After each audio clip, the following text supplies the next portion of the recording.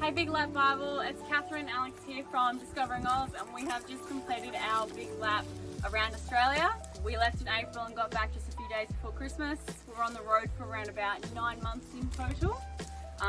Because we only had 9 months on the road, we did decide to save up around 30 to 35 grand before we left, and we didn't have to work our way around. And 9 months was a good amount of time for us to do the whole lap in that amount of time. At the moment, we are currently back in our hometown of Katherine in Victoria, and we are back to work, and we're just doing little weekend trips away, but we do have big plans to keep travelling in the future. While we're away on our big lap, we decided not to take the dogs.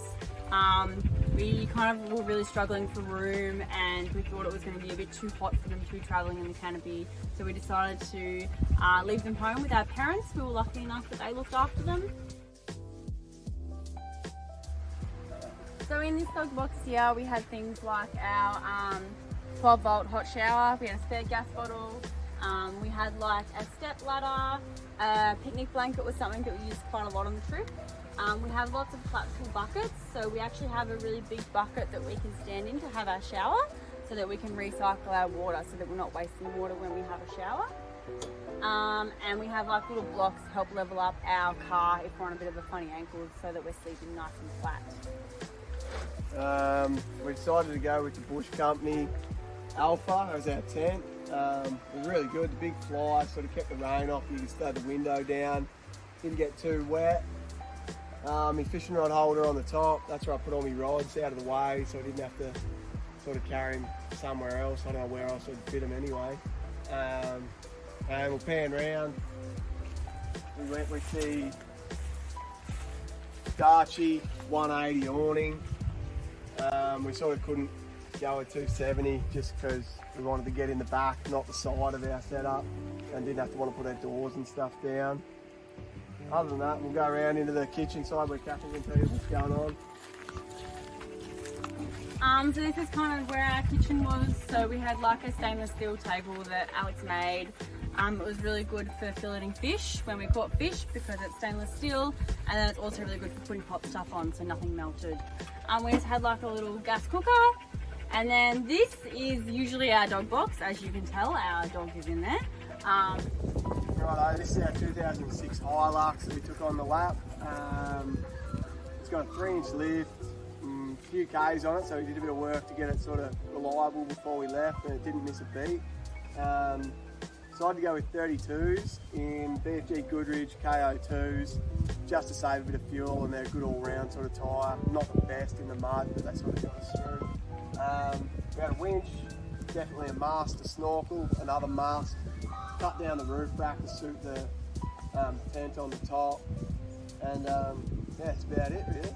Yep, so we did Cape York, and we tackled the old telegraph track, and we got through it pretty much no worries with just those few little things. So yeah, handled it really well, and even all the really rough roads as well. In this dog box here, we would have like all of Alex's fishing gear, all of our diving gear, another gas bottle, all spare parts for the car, for our car oil, and all the little bits and pieces in there as well. And then in here we kind of have really big slide out drawers. So this one fitted all of our food in there. This one had all of our cookware in here. With our cookware we have a lot of collapsible saucepans and things like that. They save a lot of room, and it just makes it so much easier to be able to fit them in. Up here is where we kind of fitted all our camp chairs, walls for our awning, spare tubs for like our toothbrushes, all our tinned food and things like that. And then down under here we have a water tank which is mounted under the tray. You can have a tap here and another tap on this side as well as a breather. And it's a 55 litre water tank. We think that that's probably the smallest you should probably go.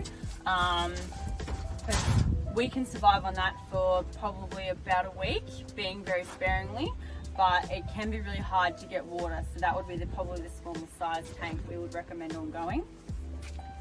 And then in our back seat, we actually did something a little bit different as well. So we actually took our back seat out altogether, and Alex built this kind of shelf. So on the bottom half of the shelf is where we put all of our tools, all of our recovery gear. We had the legs so that we could jack off the canopy. Not that we used them all that much. We probably only jacked off the canopy about 3 times in total. But yeah, so all of our tools and everything in here. And then on the top part, we had like all of our clothes and towels and linen and stuff sitting on the top shelf. That saved us a lot of room. If we'd had just had the back seat, we would have really struggled for space. So that was a really, really good idea. Yeah. So we went the easy slide from Clearview because Catherine's pretty short and she couldn't get into it when it was there. So it just drops down, no worries, in your fridge, easy. Electrical system, run a Red Arc Manager 30.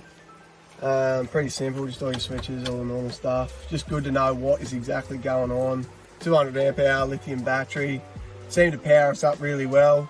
When we were up the top and it was stinking hot and we ran a freezer, 2 freezers off it basically, and that was sort of its limit. It only probably lasts 4 days, 5 days unless you had really good solar, which is 160 watts on the roof.